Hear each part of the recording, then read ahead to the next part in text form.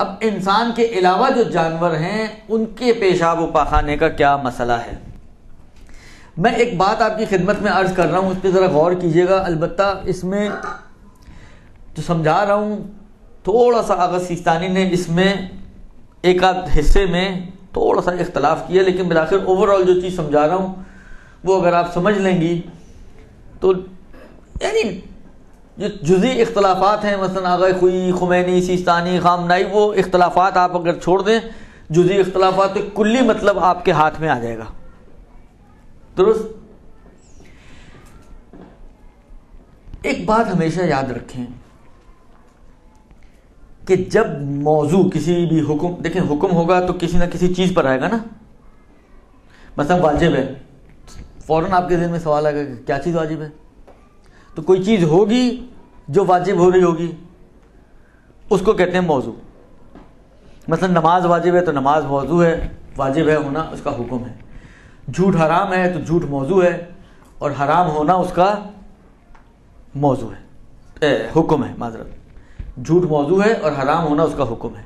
غیبت حرام ہے، تہمت حرام ہے، اذیت مومن حرام ہے، مومن کا مذاق اڑانا حرام ہے. یہ ساری چیزیں، یہ سب موضوعات حرام ہے، حرام ہے، حرام ہے، یہ سارے ان کے لیے حکم ہیں. یہی واجبات میں، یہی محرمات میں، یہی مستحبات میں. نماز شب مستحب ہے، نماز شب موضوع، استحباب اس کا حکم. حالہ بعض فقہا کے نظریے کے حساب سے کالا لباس پہننا مکروہ ہے، تو کالا لباس موضوع اور مکروہ ہونا اس کا حکم ہو جائے گا. درست سمجھ میں آ رہی بات؟ اچھا، یہ جو موضوع ہم نے بنایا، یہ موضوع کبھی ایک چیز ہوتی ہے جس کو ہم اپنی زبان میں کہتے ہیں بسیط، مرکب کے مقابل میں. مرکب کے مقابل میں ایک لفظ استعمال ہوتا ہے بسیط، بے سین یہ توئیں. بسیط، بسیط کا مطلب یہ ہوتا ہے کہ جو کسی چیز سے مل کر نہ بنا ہو. مثلا ہائیڈروجن گیس H2O واٹر کا فارمولا ہے. بس واٹر مرکب ہے H اور O سے، ہائیڈروجن اور آکسیجن سے، لیکن خالی ہائیڈروجن اور خالی آکسیجن یہ مرکب نہیں ہے کسی بھی چیز سے، یہ بسیط ہیں. سمجھ میں آ رہی بات؟ اگر کوئی چیز مل کر بنی ہوئی ہو تو اس کو کہتے ہیں مرکب. آپ نے صفات سلبیہ میں پڑھا ہوگا خدا مرکب نہیں ہے. مرکب نہیں یعنی کیا؟ یعنی کسی ایسا نہیں کہ دو تین چیزیں، جس طرح عیسائی لوگ تثلیث کے قائل ہیں، روح القدس، حضرت عیسیٰ اور حق تعالیٰ، کہتے ہیں یہ تینوں ٹرائنگل سیریز ہے اللہ میاں کی، تینوں ملا کر خدا ہیں. مرکب ہے خدا. کس چیز سے مرکب ہے؟ ان تین سے. تین جز ہیں اس کے، تین اجزاء ہیں اس کے، جز نہیں، تین اجزاء ہیں اس کے، ٹھیک نا؟ اسی طرح مثلا آپ کھیر بناتی ہیں، کھیر خود مرکب ہے، مثلا چاول، چینی اور دودھ سے. اما دودھ بسیط ہے، وہ کسی چیز سے مل کر نہیں بنے. خود چاول الگ الگ ان کو دیکھیں تو یہ سارے اجزاء الگ الگ بسیط ہیں، کسی چیز سے مل کر نہیں بنے. سمجھ میں آ رہی بات؟ کبھی یہ جو بھی آپ کے سامنے مثالیں دی، مثلا نماز ایک بسیط چیز ہے، اگرچہ نماز خود کچھ چیزوں سے مل کر بنتی ہے لیکن پورے ملا کر نماز ہے، تو نماز کو خود نماز کے عنوان سے دیکھیں تو وہ ایک بسیط چیز ہے. صحیح نا؟ نماز، روزہ، مثلا فرض کریں حج، جو آخر یہ ایک اعتبار سے ابھی مثال آئے گی تو شاید اور روشن ہو جائے گا کہ یہ کس اعتبار سے بسیط بن رہا ہے. یہ بسیط ہیں. اس کے مقابل میں بعض اوقات موضوع ایسا ہوتا ہے کہ وہ ایک چیز نہیں ہوتی، دو چیزیں ملائیں تو موضوع بنے گا. درست؟ اس کی بہت روشن اور واضح مثال میں آپ کی خدمت میں عرض کروں کہ روایت کا جملہ یہ ہے کہ الماء اذا بلغ کرن لم ينجسه شیء. الماء الکر،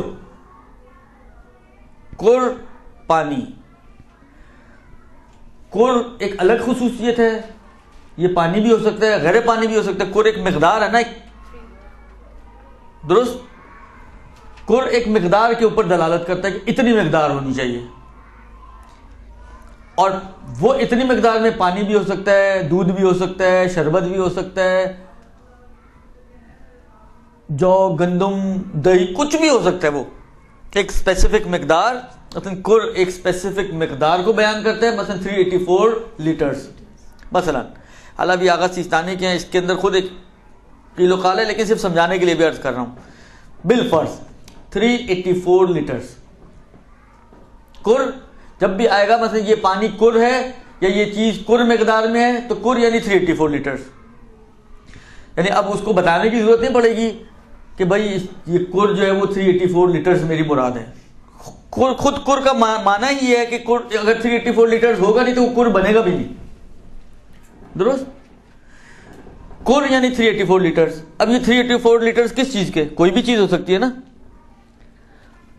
تو آپ کہتے ہیں نہیں پانی کے 384 لیٹر. تو دو چیزیں مل کر موضوع بن رہی ہیں، پانی بھی ہو اور یہ اسپیسیفک مقدار بھی ہو. جب پانی اس اسپیسیفک مقدار جتنا ہوگا، یعنی ماء کر ہوگا، تو اس کو کوئی چیز نجس نہیں کرتی. یعنی صرف ملنے سے نجس نہیں ہوتا، رنگ بو مزہ تبدیل ہوگا تو نجس ہوگا، ورنہ وہ نجس نہیں ہوگا. تو موضوع کیا ہو گیا؟ نجس نہ ہونے کا، کہ پانی بھی ہونا چاہیے اور کر بھی ہونا چاہیے. حالانکہ ایک پانی ہے کر نہیں ہے، پانی ہے کر نہیں ہے، اس کے اوپر یہ حکم نہیں آ سکتا. کر ہے پانی نہیں ہے، اس پہ بھی یہ حکم نہیں آئے گا. اس لیے کہ حکم کے لیے ایسا موضوع ہے جس کے دو جز ہیں، دونوں جز جمع ہوں گے تب وہ حکم اس کے اوپر آئے گا. کیونکہ جب تک موضوع پورا نہیں بنے گا، موضوع وجود میں نہیں آئے گا، حکم نہیں آ سکتا. بغیر موضوع کے حکم نہیں ہو سکتا. درست؟ لہذا جب تک ماء کر، ماء بھی ہو یعنی پانی، کر بھی ہو یعنی اسپیسیفک مقدار، اس وقت تک نجس نہ ہونے کا جو حکم روایت میں آیا ہے وہ اس کے اوپر نہیں آ سکتا. یہ حکم کہ نجس نہیں ہوگا صرف ملاقات سے، یہ اسی وقت آ سکتا ہے کہ جب یہ دونوں جز اس کے جمع ہوں گے. لہذا اب ہمارے سامنے ایک فرض کریں ایک ٹینک ہے جس کے اندر پانی بھی ہے اور وہ کر کی مقدار پہ ہی ہے. اس کے اندر فرض کریں کافر کا ایک بال گر گیا، ہندو کا. سوال یہ پانی نجس ہوا یا نہیں ہوا؟ بھلے قربانی، یہ پانی نجس نہیں ہوگا. کیوں؟ اس لیے کہ دونوں جز اس کے موجود ہیں، تو حکم جو تھا کہ نجس نہیں ہوگا وہ اس پہ آئے گا. لیکن اگر یہ کر ہے پانی نہیں ہے، دودھ ہے ایک کر، وہ نجس ہو جائے گا. پانی تو ہے کر نہیں ہے، کر سے کم ہے، 300 لیٹر ہے، 384 لیٹر نہیں ہے، پھر بھی وہ نجس نہ ہونا اس پر نہیں آئے گا بلکہ نجس ہو جائے گا. یہ سمجھ میں آ رہی بات؟ بس جب بھی موضوع مرکب ہوگا تو جب تک موضوع کے تمام اجزاء جمع نہیں ہوں گے، ایک ساتھ کلیکٹیولی نہیں آئیں گے، اس وقت تک اس کا حکم اس کے اوپر نہیں آ سکتا. اب یہ ساری محنت میں نے اس لیے کی ہے تاکہ یہ مسئلہ آپ کو سمجھا سکوں کہ پیشاب و پاخانہ نجس ہونا یہ حکم ہے نا. اب سوال یہی ہے کہ اس کا موضوع کیا ہے. وہ حیوان کہ جو خون وہ ایک منٹ وہ حیوان کہ جو حرام گوشت ہو اور خون جہندہ رکھتا ہو. حیوان حرام گوشت کہ جو خون جہندہ رکھتا ہو، یہ ان کے میں ابھی وضاحت کرتا ہوں. حیوان تو دیگر سب کو معلوم ہے، ہم خود آدھے حیوان ہیں. درست؟ اور واقعاً علمی اعتبار سے ہم لوگ آدھے حیوان ہیں. درست؟ تو حیوان تو سب کو ہی معلوم ہے. حیوان نے حرام گوشت کیا بلا ہے بھائی؟ دیکھیں جتنے بھی حیوانات پروردگار عالم نے خلق کیے ہیں سارے کے سارے ایسے نہیں کہ جس کو کھانا حلال ہو آپ کے لیے. کچھ ایسے ہیں کہ جن کا گوشت کھانا حلال ہے، کچھ ایسے ہیں جن کا گوشت کھانا حرام ہے. چاہے آپ ان کو پوری شرائط و شروط کے ساتھ بھی ذبح کریں تب بھی ان کا گوشت کھانا حرام ہے. بلی، آپ نے بلی پکڑی، قبلہ رخ کیا، لوہے کی چھری بسم اللہ پڑھ کے قبلہ رخ ہو کے اس کی 4 رگیں کاٹ دیں. درست؟ جس کو کہتے ہیں ہماری علمی زبان میں تزکیہ شرعی، شرعی طریقے سے اس کو آپ نے ذبح کیا، ذبح شرعی. ایک بلی کے اوپر آپ نے ذبح شرعی کر دیا. بھائی ہماری پہنچ صرف بلی کی حد تک ہے، تو یہ کام شیر کے ساتھ بھی کیا جا سکتا ہے اگر کوئی آپ کی پہنچ ہو تو. شیر لٹایا آپ نے اور اس کے اوپر چھری پھیر دی، بسم اللہ الرحمن الرحیم، اللہ اکبر. وہ شیر صاحب قبلہ رخ بھی ہیں، اگر اس سے پہلے کہ وہ آپ ان پہ چھری کرے وہ آپ پہ چھری نہ پھیر دے تو، کیونکہ شیر ہے سامنے، بلی تو نہیں ہے. درست. لہذا یہ شرعی ذبح ہونے کے باوجود بھی اب اس بلی کو کھایا جا سکتا ہے؟ نہیں کھایا جا سکتا، اس لیے کہ اس کا گوشت کھانا ویسے ہی حرام ہے، چاہے ذبح کریں چاہے ذبح نہ کریں. درست. اس جانور کو جس کا گوشت شریعت میں حتیٰ ذبح کے بعد بھی کھانا حلال نہ ہو، اس جانور کو کہتے ہیں حرام گوشت جانور. بلی، اس میں بعض نجس ہیں پھر بعض پاک بھی ہیں. بلی پاک جانور ہے، نجس نہیں ہے. ویسے کتا سور نجس جانوروں میں سے ہیں، وہ فرق نہیں پڑتا. ابھی اس اعتبار سے ہماری گفتگو نہیں ہے حرام گوشت جانور ہے یا حلال گوشت جانور ہے. ابھی موضوع کے اندر حرام گوشت جانور ہونے کی دخالت ہے، چاہے نجس ہو چاہے پاک ہو، فرق نہیں پڑتا، سب شامل ہیں. درست. بس حرام گوشت جانور کہ جو خون جہندہ رکھتا ہے. خون جہندہ کس کو کہتے ہیں؟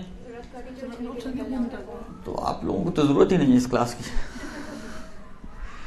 عرض خدمت یہ ہے کہ جب جانور کو ذبح کیا جاتا ہے، اس کی یہ رگیں ہیں یہ کٹتی ہیں، 4 رگیں ہوتی ہیں جو کاٹی جاتی ہیں. درست. یہ 4 رگیں جب اس کی کٹتی ہیں تو خون اچھل کے نکلتا ہے، دھار مار کے نکلتا ہے. یہ خون اچھل کے نکلنا اس کو کہتے ہیں خون جہندہ ہونا. خون جہندہ ہے یعنی خون اچھل کے نکلتا ہے. درست. اس کے مقابل میں بعض ایسے جانور ہیں جن کو اگر آپ ذبح کریں تو ان کا خون اچھل کے نہیں نکلے گا. مچھلی کو آپ ذبح کریں، چھری پھیریں مچھلی کی گردن پر، خون تو ہوتا ہے اس میں لیکن اچھل کے نہیں نکلتا ہے. یہ جتنے بھی اس قسم کے رینگنے والے جانور ہیں عام طور پر، مثلا فرض کریں چھپکلی ہے، تجربہ کرنا چاہیں تو کیجئے گا، ایک چھپکلی پکڑیے گا اگر اس سے پہلے کہ آپ فوت نہ ہو جائیں. درست. چھپکلی پکڑیں اور اس کو ذبح کریں، چھری پھیریں اس کی گردن پر، دیکھیں کیا ہوتا ہے. یا جو لوگ مثلا اب میرا اندازہ یہ ہے کہ وہ بھی انہی میں اسی کیٹیگری میں شامل ہے. مثلا فراگ وغیرہ جو ڈائسیکشن وغیرہ کرتی ہیں، جو بچیوں نے کیا ہو اگر کبھی میڈیکل پڑھی ہو اگر تو یہ وہ جانور ہیں کہ جن کا خون اچھل کے نہیں نکلتا. بس 2 شرطیں ہیں یعنی موضوع کے لیے. پیشاب و پاخانہ نجس ہے کس حیوان کا؟ جس کے اندر 2 شرطیں پائی ہیں، حرام گوشت ہو اور خون جہندہ رکھتا ہو. جب یہ دونوں چیزیں جمع ہوں گی کہ ایک مثلا فرض کریں کہ کیا مثال دوں آپ کو میں، مثلا لومڑی حرام گوشت بھی ہے، خون جہندہ بھی رکھتا ہے. اب اس کا پیشاب اور اس کا پاخانہ جو ہے، اس کا فضلہ وغیرہ جو ہے وہ نجس ہے. خوب. میں نے ایک بات عرض کی تھی کہ اگر موضوع مرکب ہو تو دونوں اجزاء ہوں گے تو حکم آئے گا، دونوں اجزاء نہیں ہوں گے تو حکم، چاہے ایک ہو ایک نہ ہو، دونوں ہی نہ ہو. درست. دونوں ہی نہ ہو تو کچھ ہوگا ہی نہیں نا. مثلا فرض نہ حیوان ہے حرام، البتہ یہ ہو سکتا ہے حرام گوشت بھی نہ ہو اور خون جہندہ بھی نہ رکھتا ہو. کون مثال دے سکتا ہے اس کی؟ حرام ہے، خون جہندہ بھی نہ رکھتا ہو. حلال والی مچھلی، چھلکے والی مچھلی، کیونکہ اس میں بھی حرام و حلال ہے نا، تو چھلکے والی مچھلی. یہ اس کے اندر دونوں شرطیں نہیں ہیں، نہ یہ حرام گوشت ہے کیونکہ حلال گوشت ہے، نہ یہ خون جہندہ رکھتی ہے اس لیے کہ اس کا خون جہندہ نہیں ہوتا. تو دونوں شرطیں اس میں مفقود. اس کا اگر کوئی اس ٹائپ کی فضلہ وغیرہ یا پیشاب وغیرہ ہوتا ہو تو وہ پاک ہے. درست. ایک ہو ایک نہ ہو. حرام گوشت ہے، خون جہندہ نہیں رکھتا، مثلا بغیر چھلکے والی مچھلی حرام گوشت ہے، خون جہندہ نہیں ہے، تو اس کا بھی اگر کچھ ہوتا ہے.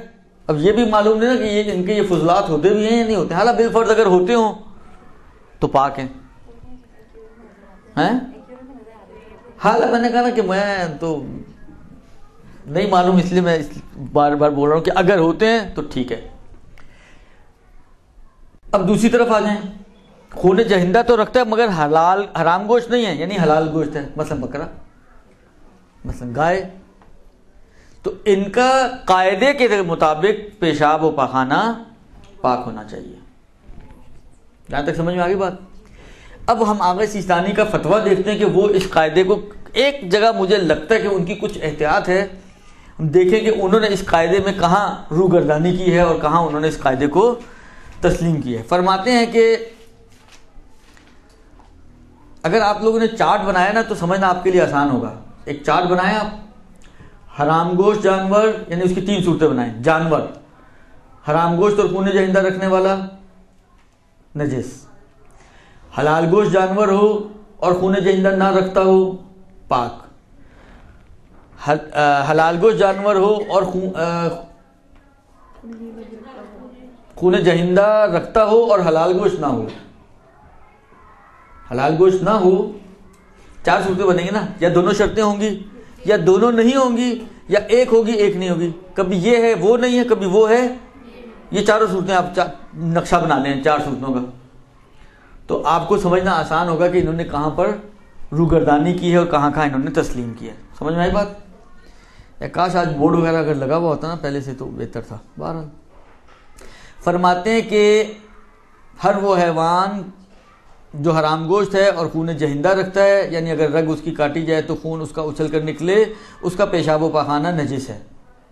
یہاں تک تو یعنی جس میں دونوں شرطیں ہیں اس کا نجس ہے، یہ اوکے ہو گیا. ٹھیک ہے. اچھا، غایت حیوان نے حرام گوشتی کے خون آن جستن نہ میکند، جس کا خون جہندہ نہیں ہے لیکن حرام گوشت ہے، مثلا حرام مچھلی. درست. اس کا فضلہ، غایت کہتے ہیں فضلے کو. درست. اس حرام گوشت حیوان کا فضلہ کہ جو خون جہندہ نہیں رکھتا، جیسے مچھلی، حرام گوشت مچھلی، اور اسی طرح ان حیوانات کا فضلہ کہ جو گوشت ہی نہیں رکھتے، چھوٹے موٹے حیوانات، مکھی مچھر وغیرہ ٹائپ کے. درست. ان کا فضلہ پاک ہے. ایسا حرام گوشت حیوان کہ جو خون جہندہ نہیں رکھتا، اس کا فضلہ، اور مچھر مکھی ٹائپ کے حیوانات کا فضلہ کہ جن کا گوشت ہی نہیں ہوتا. درست. ان کا فضلہ پاک ہے. درست.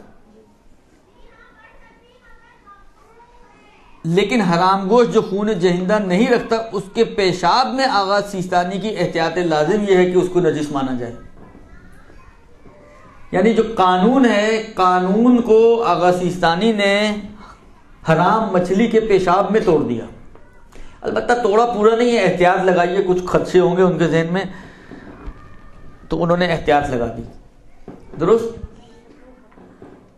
ورنہ قانون اور قاعدے کے تحت یہ بھی پاک ہونا چاہیے تھا، کیونکہ خون جہندہ تو نہیں رکھتا نا. ایک شرط ہے حرام گوشت تو ہے لیکن خون جہندہ نہیں رکھتا، دوسری شرط نہیں ہے. تو پیشاب کا بھی وہی مسئلہ ہونا چاہیے تھا، پاخانے کا بھی وہی ہونا چاہیے تھا. لیکن انہوں نے پاخانے میں مانا ہے لیکن پیشاب میں اس کو، آپ فلسفے نہ نکالیں، وہ فلسفے ان کو چھوڑ دیں. درست. فقہی اعتبار سے انہوں نے پیشاب میں اس کو نہیں مانا اور احتیاط لازم لکھ کر اس کو اجتناب کرنے کا حکم دیا. یعنی فرماتے ہیں کہ احتیاط لازم کی بنا پر اس کے پیشاب کو، یعنی حرام مچھلی کا پیشاب کو نجس مانا جائے. درست. سمجھ آئی بات؟ یہاں تک ہو گیا. بس باقی اپنے قانون کے تحت چلے گا. صرف اس ایک کے اندر آقا نے تھوڑا سا اختلاف فرمایا ہے. برحمتک یا ارحم الراحمین وصلی اللہ علی محمد و